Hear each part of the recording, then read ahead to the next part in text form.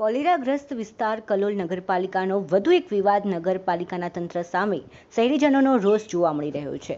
કલોલ નગરપાલિકા દ્વારા ઘન કચરો ઉઘરાવવા માટે કોન્ટ્રાક્ટ આપવામાં આવેલ છે, પરંતુ આ કોન્ટ્રાક્ટરની ઘોર બેદરકારી સામે આવી। કોન્ટ્રાક્ટરો દ્વારા જે ટ્રેક્ટર ચલાવવા માટે ડ્રાઈવર રાખવામાં આવે છે, તે ડ્રાઈવરની 18 વર્ષથી નીચેની ઉંમર હોવાની વિગતો બહાર આવી રહી છે, જ્યારે મેડિકલ વેસ્ટ અને અન્ય કચરો એકત્રિત કરવામાં કોઈ ન્યાયિક સરકારી ધારાધોરણો મુજબ કામ કરવામાં આવતું નથી। જ્યારે ટ્રેક્ટર ડ્રાઈવરની સીટ ઉપર બેસેલ વ્યક્તિ પાસે લાયસન્સ પણ ન હોય છતાં તેને ટ્રેક્ટર સોંપી દેવામાં આવે છે, અને જે ટ્રોલીમાં કલોલ શહેરના વિવિધ વિસ્તારોમાંથી ગંદકી ભર્યો કચરો ટ્રોલીમાં ભરવામાં આવે છે, તે કચરા ઉપર કોઈ પણ જાતનું પ્લાસ્ટિક ઢાંકવામાં આવતું નથી, જેથી ટ્રેક્ટરની અવરજવર સમયે જાહેર માર્ગો ઉપર કચરાની ગંદકીની ગંધ તેમજ ગંદો કચરો પાછળથી નીકળતા વાહનો ઉપર ઉડે છે।